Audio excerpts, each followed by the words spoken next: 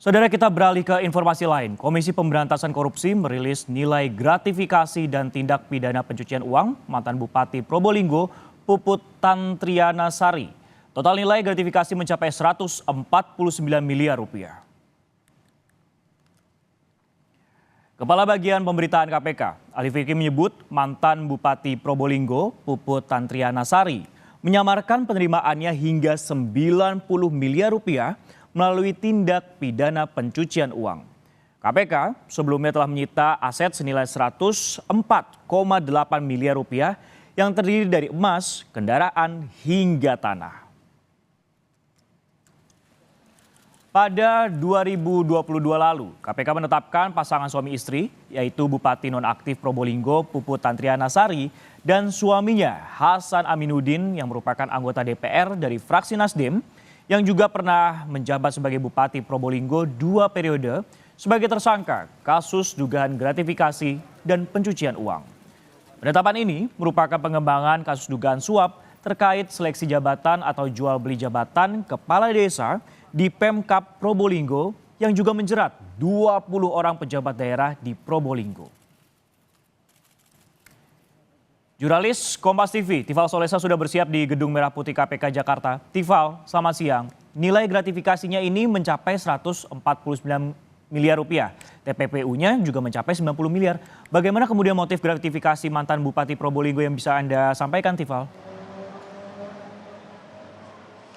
Pengembangan kasus gratifikasi dan tindak pidana pencucian uang yang dialamatkan kepada mantan Bupati Probolinggo Puput Tantriana Sari ini bermula dari pengusutan, pendalaman hingga proses peradilan dari kasus yang sudah lebih dulu dilangsungkan untuk dirinya terkait dengan suap jual beli jabatan kepala desa di lingkungan pemerintahan Kabupaten Probolinggo tahun 2021.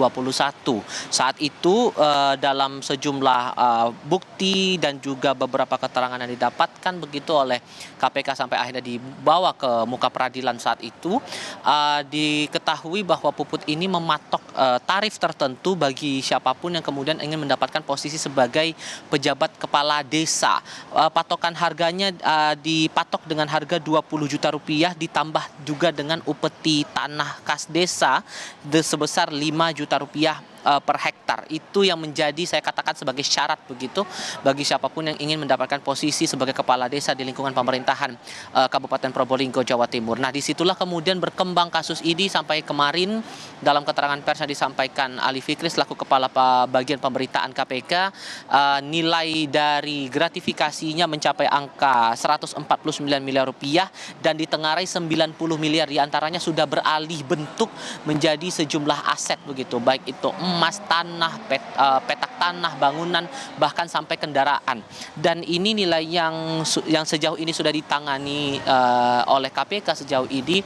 Ada beberapa aset yang sudah disita dengan nilai sebesar 104,8 miliar rupiah. Sayangnya tidak dirinci juga sebetulnya di mana-mana saja lokasi penyitaan aset ini dan sejauh mana kemudian pendalaman keterkaitan aset itu terhadap dugaan kasus gratifikasi dan tindak pidana pencucian uangnya. Tapi yang bisa dipastikan oleh KPK bahwa untuk kasus TPPU-nya sendiri ini akan siap maju ke peradilan sehingga Puput Tantriana Sari bisa jadi akan mendapatkan pidana tambahan terkait dengan TPPU, karena sebelumnya sesuai dengan putusan kasasi yang dikeluarkan oleh Mahkamah Agung, Puput Tantriana Sari bersama dengan sang suami yang juga ikut terjerat dalam kasus ini, Hasan Aminuddin, ini dijatuhi putusan menjalani pidana selama 4 tahun kurungan penjara ditambah dengan pidana denda sebesar 200 juta rupiah subsidiar 6 bulan kurungan. Itu putusan sudah dikeluarkan pada 2023 yang lalu untuk bisa dijalankan oleh para terdakwa ataupun juga para terpidana yang sudah menjalani proses pidana, dan diketahui proses pidana sudah berlangsung atau sedang berlangsung di Lembaga Pemasyarakatan Kelas 1 Surabaya, Jawa Timur. Bila kemudian tindak gratifikasi plus tindak pidana pencucian ini terbukti, terlebih saya coba spesifik untuk dugaan TPPU-nya ini, kalaupun kemudian upaya pengalihan ataupun juga pengubahan dari uang hasil kejahatan ini terbukti di peradilan, maka ada jerat pidana tambahan juga yang bakal dialamatkan kepada Puput Tantriana Sari sesuai dengan Undang-Undang Tindak Pidana Pencucian Uang. Saya coba kutip dari pasal 3 Undang-Undang TPPU disebutkan di sini ada pidana paling lama 20 tahun penjara ditambah dengan denda paling banyak 10 miliar rupiah apabila terbukti menempatkan, mentransfer, mengalihkan, membelanjakan atau dalam bentuk lain begitu ya harta kekayaan yang diketahuinya atau patut diduga merupakan hasil tindak pidana kejahatan dengan tujuan menyembunyikan atau menyamarkan asal usul harta kekayaan. Jadi ini yang